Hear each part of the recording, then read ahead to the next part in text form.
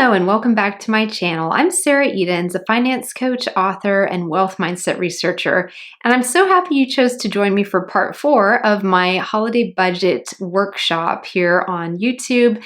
And if you haven't already, go sign up with your email and download my free holiday budget workbook. And it's just at sarahedens.com/holiday 2023. And it's a really great 8-page budget workbook that you can have that's specifically for the holidays. It's got a really fun theme. I think you'll like it. And it's color. And then if you have a black and white printer, it also prints off really nicely in black and white. So whichever kind of printer you have at home, it will work fine for both of those. But I just wanted to give you something to be able to kind of work along with this series at home as well. So let's go ahead and get started on more things that you can do to really be strategic with how you use your money and not end up with a lot of debt in January. And let me know in the comments too what's been most helpful for you with this workshop, what you've enjoyed most, what you liked about the workbook, and all of that. And I would love to hear from you. So the first thing that you can do is to shop for Christmas presents and decorations, things like that, throughout the year, and especially when there's sales. So this was something I figured out how to do a couple of years ago. So no one really wants Christmas decorations after Christmas. So if you check out the stores in the end of December and right at the beginning of January, you can get great deals on everything from Christmas lights to Christmas cards. To decorations, because the retailers are really needing to move that on out, because all of a sudden, up until the 25th of December, that stuff is in hot demand. And by the 26th, nobody wants it again anymore until 12 months from then. And so it's a really great hack that I've found. And I've actually done this every single year the last few years. We're all stuck up on stuck up on Christmas cards in January, and they'll be all clearance. They'll be gorgeous cards, and you'll get them for massive discounts. I want to say I got a bunch last year in January for 50% off. And so it's a really good thing. As long as you've got space to store that type of thing the rest of the year, it's a really great deal. You can even shop for Christmas presents for your loved ones throughout the year and have your shopping done by the time you hit December. So whatever is going to be most convenient for your situation, but just keep that in mind, that shopping when things aren't in high demand means better prices for you and being able to take advantage of those winter sales of holiday items. The second thing to think about is to go through your current stash of holiday decorations before you go and invest in more. So this is something that, a lot of times our holiday decorations are sitting gathering dust for 11 months out of the year, or 10 months, depending on when you start decorating for Christmas. But for months and months out of the year, our Christmas decorations are just in boxes in closets, in the attic, in the garage, the basement, just kind of gathering dust.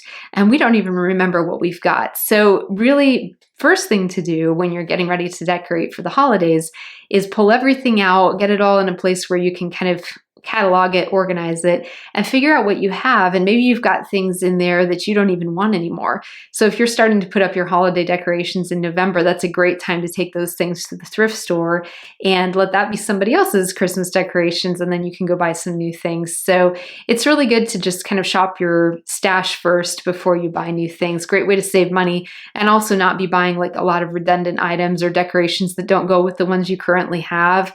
I kind of like to stack my holiday decorations on top of each other. So try to always buy around themes that will go with the current things that I have. A lot of people like to go for like a neutral theme for Christmas. Some people go for like the traditional red and green. So it just depends. But if you can kind of stick to a color scheme, that's going to help you then add to those over time and be able to have eventually a very nice collection of Christmas decorations that all go together, instead of a lot of stuff that you just sort of haphazardly picked up and none of it matches.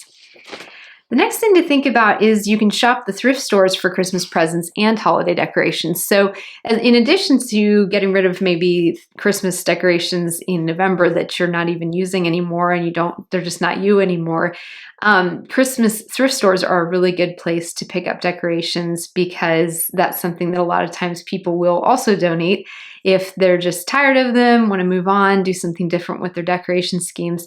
So if you start checking out thrift stores kind of towards the middle of November to beginning of December, they'll often have a lot of holiday displays on at great prices. So that's something to think about too. And then obviously thrift stores are a great place to get presents too. And the really cool thing about shopping at thrift stores is that the proceeds from many of them go to local charities in your community.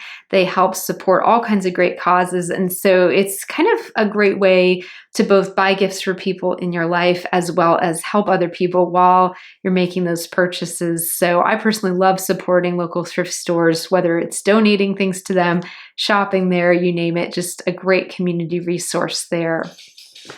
And then the last thing for our workshop is really to think about and prioritize which holiday or holidays mean the most to you. Because I think especially these days, it can just be an absolute race to the finish line on this marathon from Halloween to Thanksgiving to Christmas to New Year's. Depending on which holidays you celebrate, yours might be different. But the fall and winter holiday season can just turn into one big expensive blur. And so it's really good to think through which holidays mean the most to you. Is your family one that you really love Thanksgiving and love to gather with family and have it be a big event, and then Christmas is maybe a smaller event? Or do you not really enjoy Thanksgiving that much, but you love Christmas and want to really splash out for that? So it's really important to remember that whatever is most important and meaningful to you is the right thing for you when it comes to the holidays. So you can kind of play around with this and think through what works best for you. But especially when it comes to budgeting, it can be really helpful to funnel all your money towards one holiday rather than having to do candy and decorations and costumes and so forth at Halloween. And then you've got food and home decor and entertaining at Thanksgiving. And then you've got decor and party outfits and entertaining and gifts and Christmas cards at Christmas.